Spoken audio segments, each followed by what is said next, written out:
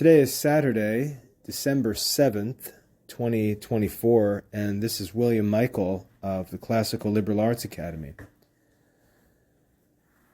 Yesterday, I shared some thoughts on Facebook, a post about modern mathematics, because in my work in the Classical Liberal Arts Academy, I'm always amazed by how much time families choose to spend on modern mathematics. If I look around on the logs for the Academy Study Center, talk to parents, talk to students, there's always so much attention being given to modern mathematics. So much so that much of classical Catholic studies can never even be attended to, can't even be started, let alone made progress in or mastered. And there's just this glaring cause of trouble in education, and it's modern mathematics. And no one questions it because we sort of take it for granted that no one can question that modern mathematics isn't so important as to take first place in our children's studies. In fact, I would argue that in most educational circles, education becomes almost entirely consumed with attention to modern mathematics. It really is the only criterion that's used to judge the quality of an educational program. I've learned this even in my experience with my own adult children applying to college. The only subject that there's ever question about, ever really any clarification in from college admission boards is modern mathematics. And as I look at this, I have to ask myself, are we sure that we're not making a mistake? Are we sure that we're right about this? Are we really sure that this attention and respect that we show to modern mathematics is reasonable? Is it actually right? Or have we made a great mistake in education? Have we made a great mistake because we really haven't been honest with ourselves, or we haven't really examined it carefully and honestly, but have just left mathematics alone as a subject that no one has any right to question or to examine? And I've begun in my own spare time to ask myself these questions. I've begun to ask myself, what are we actually learning? What are we actually doing in modern mathematics? Are we actually doing what we pretend we're doing? Are we actually learning what we think we're learning? Or have we been duped into a giant black hole of a distraction that is actually keeping us from the more important studies in our life? And one of the reasons why I'm especially concerned about this is because this was something that Pope Pius X warned about back in the early 20th century. He said that these modern studies, and he referred specifically to the natural sciences, he said they have a tendency to crowd out more sublime studies. They have the ability or the tendency to crowd out more sublime studies. And I would argue that this is what has happened in modern education. We have allowed modern mathematics courses, and we can list the names of these courses, from grade level arithmetic classes to pre-algebra, algebra 1, high school geometry, algebra 2, trigonometry, pre-calculus, calculus. We've allowed these subjects to completely take over education. And I don't think we've examined it. I don't think it makes any sense. And I think that we're being led to think that we're doing something that we're not actually doing. And I'd like to make what I'm sure will be a pretty radical argument. I'd like to make the argument that we need to stop studying modern mathematics as we have been studying modern mathematics. I believe we need to stop studying modern mathematics because we're not actually learning anything useful. We're not actually learning anything that's helping us in life. And I'd like to share my thoughts and just sort of argue this out in this talk today. Now, what normally happens, and I'd like to ask you just to think back to when you were in school. Think about what happens. You go through math classes, and math is pretty simple. You learn some basic facts. You learn the addition facts. You learn subtraction facts, and you take speed quizzes to test how quickly you can recall and answer addition and subtraction problems. And this is usually in first and second grade. And then we get to third grade and we move into multiplication and division, and we do the same thing. We have math facts that we memorize, and we have speed drills, and we see that we can quickly recall and answer questions and answers in addition, subtraction, multiplication, division. And then arithmetic goes on. We get into more complicated topics like fractions and percentages and decimals and so on. And what we're doing in these studies is learning lots and lots of facts, lots and lots of information. But what's interesting about these things is that it's not new and advancing information. It's not an increasingly complex information. What it really is simply a system of shorthand.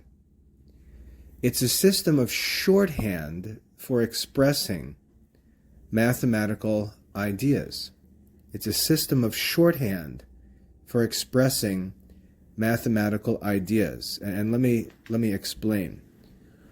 In classical arithmetic, we learn that quantity is that which can be increased or diminished. It can be increased or decreased. That's what a quantity is, something that can be increased or diminished. So there are really only two possible operations in arithmetic. There are only two possible operations.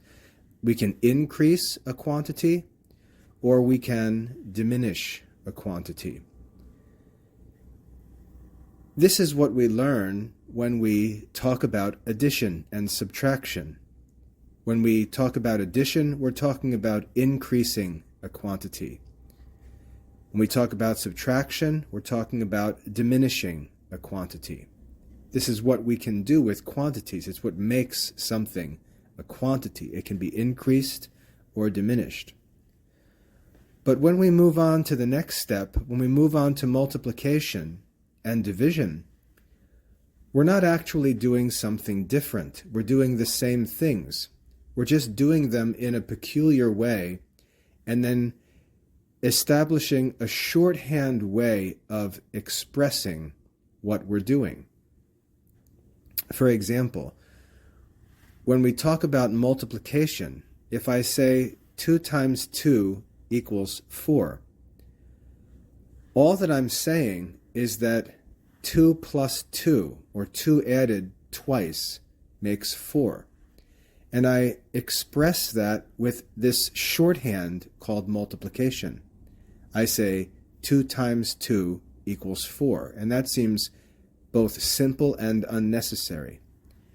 But if I have 2 times 12 or 2 times 23, then the multiplication shorthand allows me to express what would be very inconvenient to write on paper. If I wanted to show that the number 2 was added 23 times. I would have to write 2 plus 2 plus 2 plus 2 plus 2, and I'd have to continue that until I'd written 2 23 times. And so multiplication allows me to express that same operation in a shorthand way by just writing 2 times 23. It's really an expression of addition. It's a shorthand expression of addition. And that's what's important for us to see. It's not necessary. It's not a concept that needs to be understood. It's simply a shorthand way of expressing something that is already understood, namely addition. And division is the same thing. In division, if I ask what is 6 divided by 2, I'm asking how many times is the quantity 2 contained in the quantity 6. And what I'm basically asking is, how many times can 2 be subtracted from 6?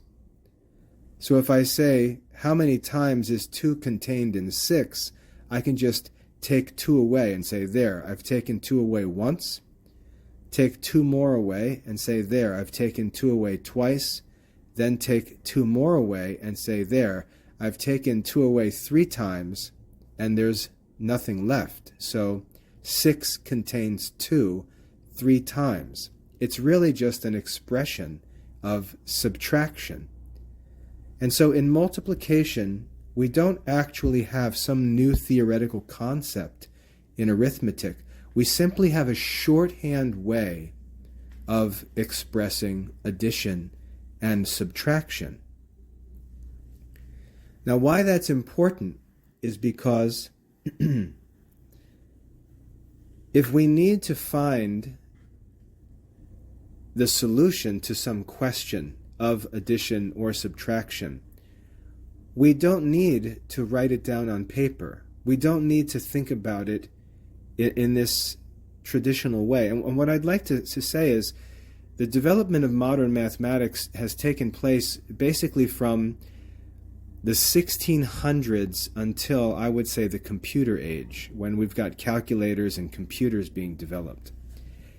Because mathematics, if you think about it, mathematics was done on paper.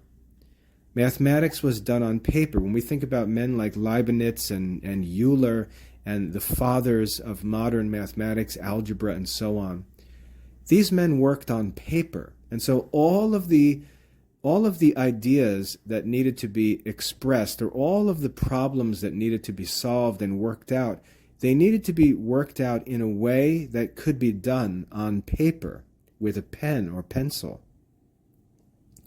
And so there had to be a way to express these ideas in writing. And what I would argue, and I'd like you to think about, I'd argue that modern mathematics is really nothing more than a shorthand way of expressing ideas in arithmetic or solving problems in arithmetic on paper. Modern mathematics, again, I would argue, is just a method for writing on paper and solving problems on paper in arithmetic. With the advent of the calculator and the computer, I would like to argue that that is no longer necessary. It's not necessary. Mathematics in our generation does not need to be solved on paper, does not need to be expressed on paper.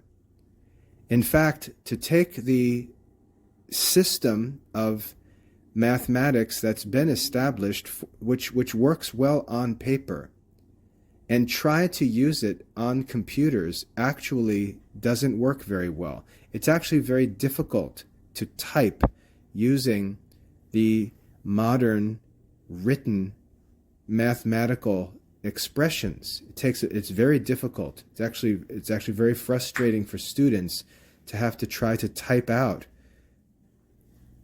expressions or solutions to quote unquote show the work in typing.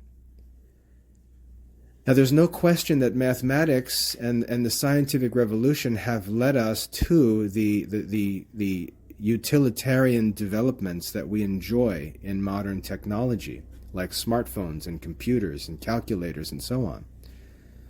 But what these tools do is free us from the need to do much of our intellectual work on paper. We don't need to go and take a slice of a tree and get ink and pens to think and record and develop our thoughts on paper. We can do this digitally. We can do this in typewritten form. We can do this in drawn form, and so on. We can just do it by means of calculations and expressions, not only written on a computer, but programmed into a computer. So what is discovered or understood once can be programmed to be done or performed an infinite number of times, and many times faster than can be done by human beings. And so we live in an age where modern mathematics can, and I would argue should, be done using calculators and computers rather than paper. And the shorthand system that was developed to express many of the ideas that we just take for granted in modern mathematics courses are really no longer necessary. They're not necessary.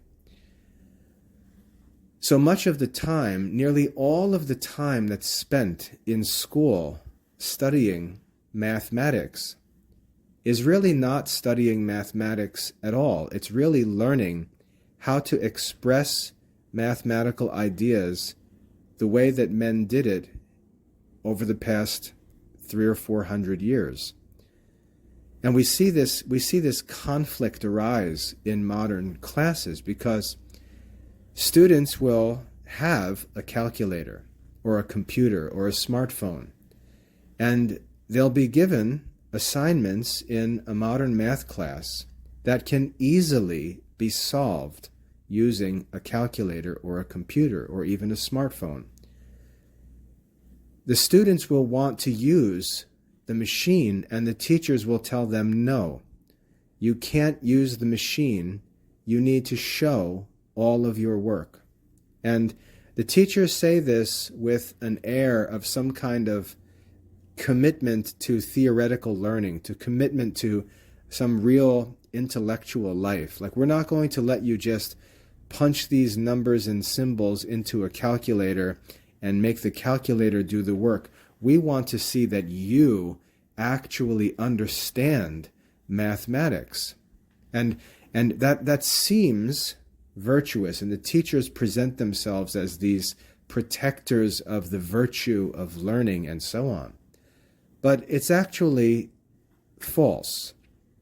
Because what the students are doing, even when they write out their work, even when they show their work, they're not understanding mathematics at all. In fact, they're doing what the calculators and computers do. They're simply being made to do it themselves rather than have the calculator do it. And I'll explain what I mean. Let's just start with a simple concept of squares in arithmetic. We take a number like 2 squared equals 4, and the students learn to recite this.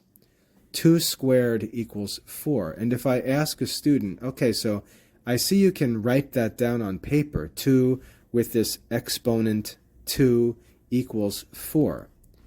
But I'd like you to explain to me what it is that you're actually writing here. I want to make sure you're not just being taught to work like a machine, but that you're actually being given understanding of these mathematical concepts. So what does it mean when you write 2 squared equals 4? What does that actually mean? And the student will likely say something like, well, it means that we take 2 multiplied by itself, because square means that a number is multiplied by itself, and that gives us 4 for the number 2. So 2 squared means 2 times 2, and it's equal to 4. And that seems like some kind of understanding, but it's not. It's not. It's simply reciting a multiplication fact. It's simply reciting a multiplication fact. It's not understanding. It's just recalling from memory, a memory fact. Because if I were to go further and say, okay, so 2 squared means 2 multiplied by 2 equals 4. Well, what does that mean? What does 2 multiplied by 2 mean? What does 2 multiplied by 2 mean? And the student will likely at that point look at me confused and say, it just means 2 times 2. That's just like basic math fact. We memorize our multiplication tables. 2 multiply, it just means 2 times 2. That's what it means, 2 times 2. And the answer is actually no, it doesn't mean 2 times 2. That's just an expression, that's just a shorthand expression. What that actually means is the number 2 is being added twice. That's what 2 times 2 means. So 2 plus 2, 2 times 2, and 2 squared are simply 3 different ways of expressing the exact same thing. 2 plus 2, 2 times 2, and 2 squared are 3 expressions that mean the same thing. So why would we do that? Well, we do that not because these are different concepts in mathematics, but because they're simply shorthand forms. And when we're dealing with small numbers like the number 2 and a square, it really doesn't even make any sense why we would use these figures. And the key of what I'm trying to show is that addition, multiplication, and squares are not different concepts. You're not learning 3 different concepts.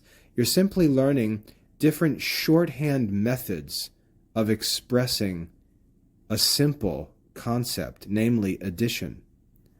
But let's go on and think further. Let's say we have 2 cubed equals 8. 2 cubed equals 8.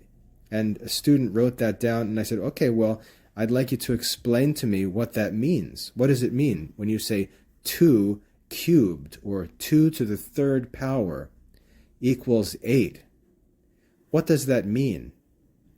The student would likely say something like, cube means that the number is multiplied 3 times. So 2 cubed is the same thing as 2 times 2 times 2. And the student will say that with an attitude of understanding. Like, that's what it means. 2 cubed means 2 times 2 times 2. Now my question is this actually mathematical understanding, or is this just recall from memory? Because I don't think that most students really know what 2 times 2 times 2 means. What does it actually mean to say 2 times 2 times 2? When we looked at 2 times 2, we said, well, that's the same thing as saying 2 plus 2. We're taking 2 and adding it 2 times. That's what 2 times 2 means. But what does 2 times 2 times 2 mean? It means that we're taking 2 plus 2 and adding 2 plus 2 twice. That's what 2 cubed means. It means 2 plus 2 and taking that twice. So taking the sum of 2 plus 2 2 times. That's what it means. So again, we're just back to addition. It's a way of expressing in a shorthand form an addition that's being made.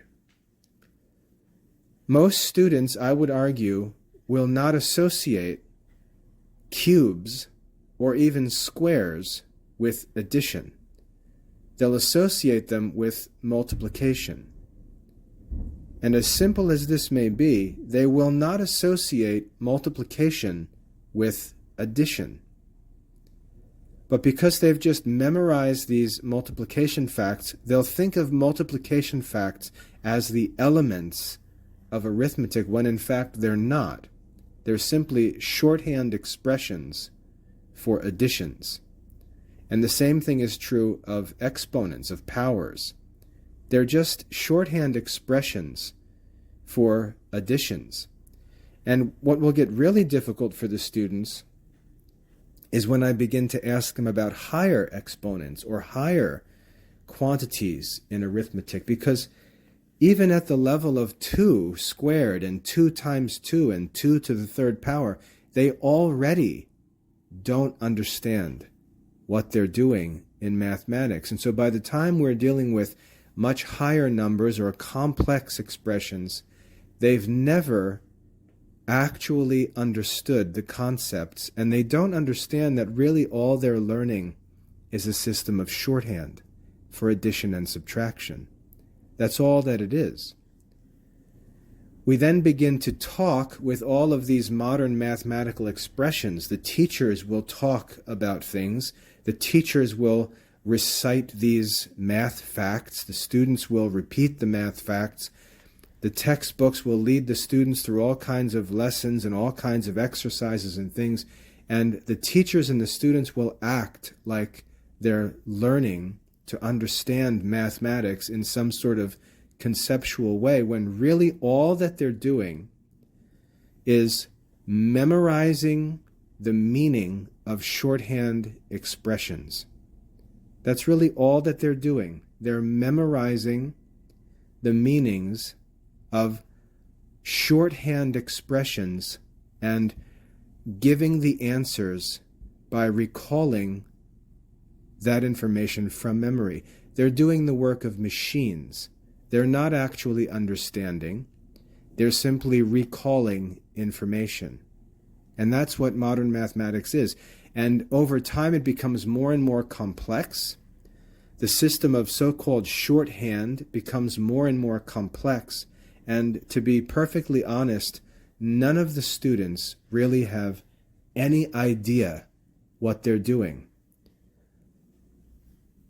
If you want to be a good math student, you simply say the right things. You simply write the expressions the way that you're showed to write the expressions. And if you can write the expressions in the right way, you are said to understand mathematics, when in fact you don't understand what's going on in those mathematics at all. You're simply working like a machine. And the intelligent students are the ones who say, why can't we just do this on a calculator? Or why can't I just do this on my smartphone? Or why can't I just do this on my computer? Why do I have to write this all out? And again, the teacher will come along as this defender of the virtue of theoretical learning and understanding things, and will say, oh, no, we don't want you using a calculator or a computer because we want you to understand it for yourself. Therefore, we want you, when you're given a problem to solve on a test or a homework assignment, we want you to show all your work. Show all your work. And the question is, does showing all of the work prove understanding? And the answer is no. The work itself that's being shown is nothing other than recall. The student is shown a certain kind of problem, and they're shown the steps that need to be done to reach the solution to the problem. And then they are tested for whether or not they can repeat the steps. It's like giving someone directions, saying, okay, I'm going to give you directions to my mother's house. There are 5 steps for you to get to my mother's house. Step 1, go out and make a right onto this street. Then go 2 miles, make a left. Travel 5 miles down that street, make a right. Okay, now repeat to me the answer to the question, how can I get to your mother's house? Repeat to me the steps. Tell me the answer to the question. And the answer is so the person has to repeat the steps to me. That's not understanding. That's simply recall. That's simply recall. And this is what we're doing in modern mathematics. So when the teacher says, show me the work, the teacher is actually asking a student not to prove some understanding of mathematical ideas, but to simply show that the student is able to perform the operations like a machine and show what it means to show the work means to show the teacher that you didn't just enter it into a calculator and hit enter. So you're not allowed to just write the answer. Even if it's correct, you're not allowed to just write the answer. You have to, quote unquote, show the work. In other words, show that you are the calculator. Show that you are the machine that followed the steps that you have been programmed to follow, so that we can mark you correct and tell you that you understand mathematics, when in fact, you're just acting like a calculator. And as I said, the smart students will ask, why can't I just use the calculator, which has already had these steps programmed into it? Like, that's the whole benefit of the calculator, is that these steps have been programmed into it. And we can just enter in the variables and hit enter and get the right answer. And it even protects us from typos or making some simple mistake in writing things out. We might not copy it accurately, or one of our numbers might not be clear. It actually makes it more accurate. Why would I not be allowed to just use the calculator? And the teacher, again, the first answer is, well, if you use a calculator, that doesn't necessarily show that you understand. But as I said, writing the work, showing the work, also doesn't show that you understand anything. It just shows that you have been programmed to know the steps and that you're working like a machine. But another answer that will be given is something like, well, you know, you're not always going to have a calculator with you. You're not always going to have a computer with you. And so it's important for you to understand the concepts, because you can't be dependent on machines. But the problem with this is when or where would I ever do these modern mathematical calculations? Where would I ever use trigonometry or calculus or pre-calculus or the quadratic expressions or algebra? Where would I ever use these mathematics where there wasn't a calculator available? Would I be designing a skyscraper with no computers available? Would I be solving some complicated calculation without a calculator available? When would I actually ever need to solve a problem like this, like the problems we're learning about in any course from, let's say, 6th grade on? When would I ever need to solve any of those problems or do any of that mathematical work where I didn't have access to a calculator or to a computer or even a smartphone? The whole argument doesn't make any sense. These mathematical sciences, if you will, which I would argue really aren't sciences, they're for machines. They're for calculators. They're for computers. They're for modern society. They're for high-tech society. So it really doesn't make any sense to say that we're going to learn algebra, and all that we're going to learn in algebra can be handled by a calculator. But we're not going to use the calculators. We're going to be the calculators. And I'd like to just ask you, in what other fields do we pursue mastery in this way? What other fields do we pursue mastery in this way? If a student wants to learn computer programming, do we have the students take out a sheet of paper and write out the code with a pencil on the paper and say, okay, here's what we need to do. We need to make a word move across a computer screen. We want the background to be blue and the word to be white, and we want the word to blink as it moves from left to right across the paper, across the screen. How can we do that? Show your work. And so we're now going to have students write out what the code would be that would be used in, let's say, 1980 to make a computer screen blue with a white flashing word moving across the screen. Do we, in a computer science course or programming course, do we make students write out and show all their work? We don't do that. That's not even how programming works. We teach people to program taking for granted that computers exist and that you're going to be doing programming work on a computer. We don't teach any trades like this. We don't say, well, if you're going to learn how to be a carpenter in the 21st century, what you need to learn how to do is you need to learn how to start with raw timber. And you need to take the raw timber and you need to learn how to strip the bark from it. You need to learn how to run it through a sawmill. But we're not going to let you use a powered sawmill. We're going to make you do it by hand with a big old wood saw. So we're going to make you cut all your own wood. Then we're going to make you plane it. And then it's got to cure. So we've got to give it times for the wood to dry and straighten. So we're going to start you with raw timber and hand tools, and this is how you learn to become a carpenter. No one would do that. No one would do that.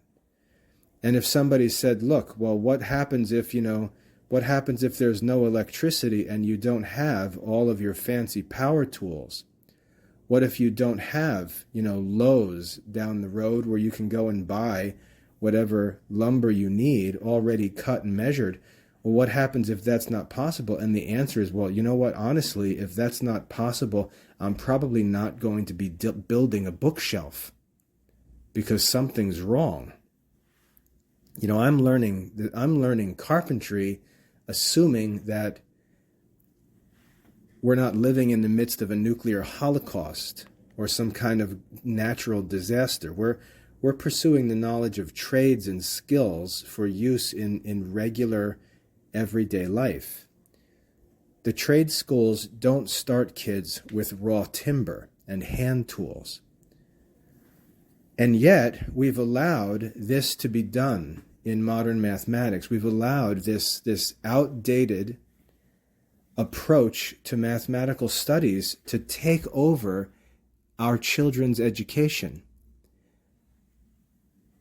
Now, in recent times, we've begun to allow them to use calculators. So, for example, we'll find that on the SAT, students will be told you're allowed to use a calculator.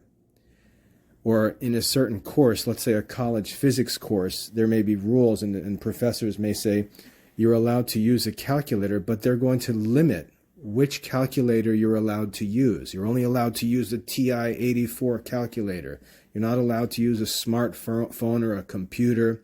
You're only allowed to use this one calculator. And why are we doing this? I would argue that we're doing this so that these modern mathematics courses, this whole industry of modern mathematics can retain an outdated and obsolete, unproductive, even counterproductive stranglehold on education.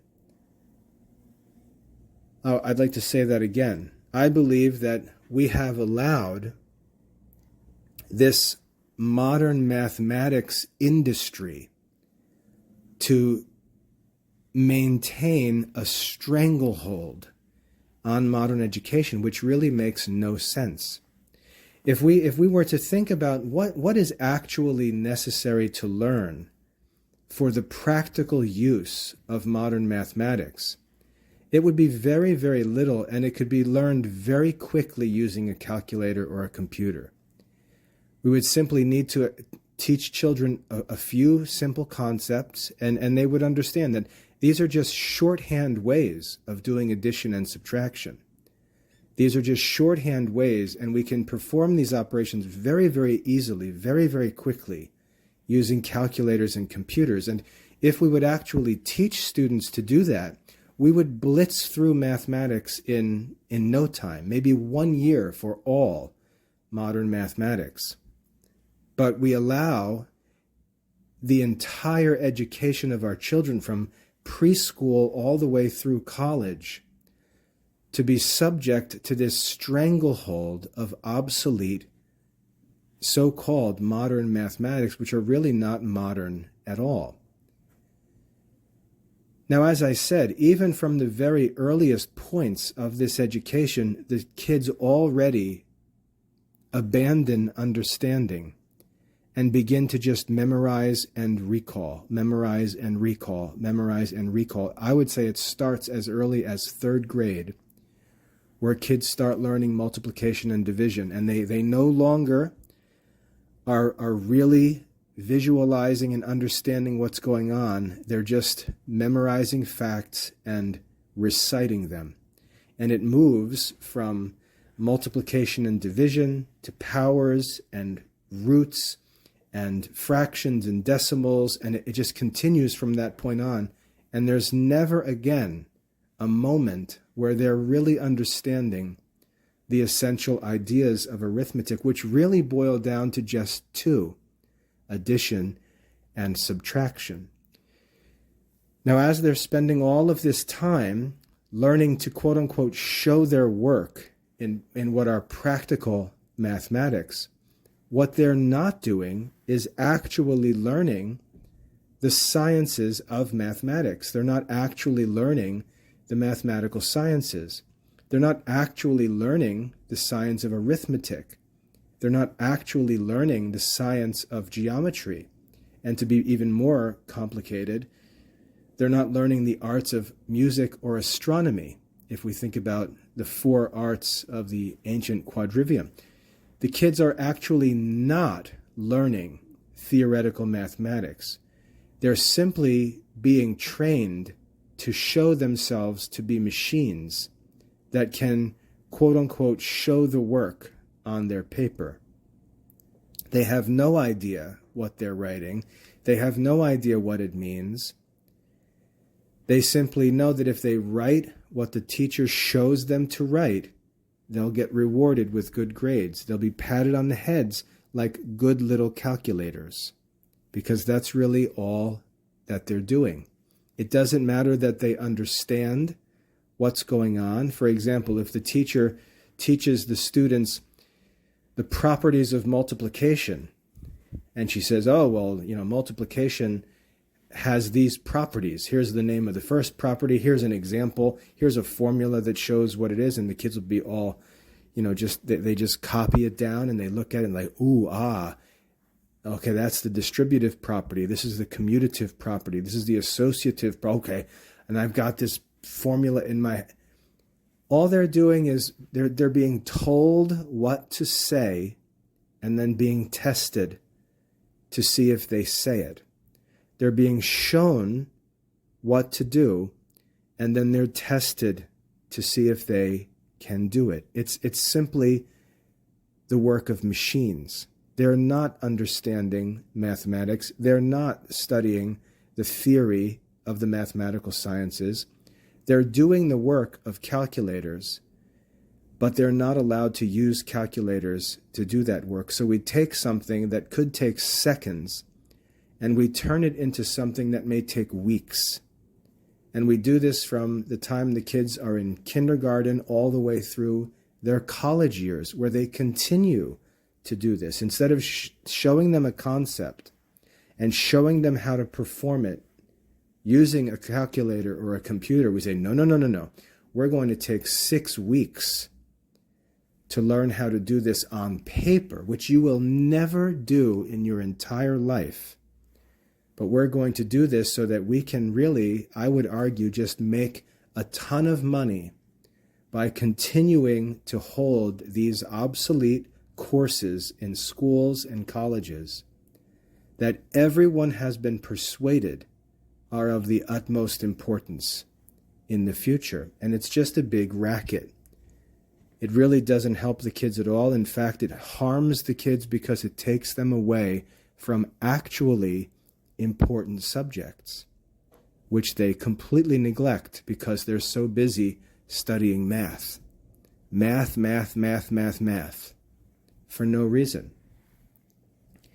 What I would like to recommend is that students of all ages, and I'm not talking about what you need to make the kids do, I'm talking about what all of us as students need to do, is we all need to recommit to the quadrivium, to classical mathematics, to the 4 mathematical arts of the ancient classical liberal arts curriculum. We need to go back to theoretical mathematics and realize that the practical mathematics are as simple as using calculators and computers. They really are that simple, and we can't allow anyone to tell us otherwise. What is valuable for us to study is the mathematical sciences, the 4 mathematical sciences of the quadrivium. And we can study them from their master texts, which we have in the Classical Liberal Arts Academy. But I think what we need to do is increase our focus in theoretical mathematics and make as efficient as possible our study of modern practical mathematics, making the use of calculators and computers, because it's just a practical study, the modern mathematics. Now, these are the first times that I've talked about this. It's something that I've had a feeling that there's something that's really wrong with the black hole of modern mathematics in modern studies. I haven't taken time to really work out my thoughts on it before. I've just kind of lived with this nagging frustration in the back of my mind that I haven't paid any attention to. But as I start to think through it, I start to realize we're really allowing an obsolete approach to mathematics to be perpetuated for the benefit of those who perpetuate it, and at the great expense of our children and even of ourselves, who need to learn the mathematical sciences. But the mathematical sciences are not what's being taught in modern mathematics courses. And so what I'd like to encourage you to do is make an effort to turn away from modern mathematics and take up the study of classical arithmetic and classical geometry. And rather than asking, how does this course help me to satisfy modern school requirements, I'd like to ask you to think bigger picture than that. I'd like to ask you to say, how does this study help me to move forward in my pursuit of wisdom? Wisdom that will actually help me in my life. Because when we talk about grade level mathematics, one question that I have is, who actually requires these studies of us? Who actually requires these studies of us? And who actually requires that we study modern mathematics in the way that they're taught in modern mathematics courses? If we can demonstrate mastery of modern mathematics courses, won't we be credited with mastery of modern mathematics? We certainly will. And think about it. You can sit through your classes in 5th grade, 7th grade, 9th grade, 10th grade being told that you're not allowed to use calculators, you're not allowed to use computers, you're not allowed to do these things. And then you're going to come to the SAT where you're going to be told, oh, you know what? You actually can use a calculator. So who's going to do better? The student who's been made to spend all of this time, all of this energy doing mathematics without a calculator to ultimately be told that he can use a calculator, or one who's actually taught to use the calculator to do his mathematics? I would argue that if we commit to abandoning this outdated approach to modern math and actually get right to calculators and computers, our students will actually do better on the testing and will prove to be better mathematicians, especially if they have a knowledge of theoretical mathematics, which modern students don't. So I'd like to challenge parents, teachers, and adult students to consider whether by going back to classical mathematics and using calculators and computers to master practical modern mathematics, we might actually end up ahead of the game in the future. I'd like to know your thoughts. God bless.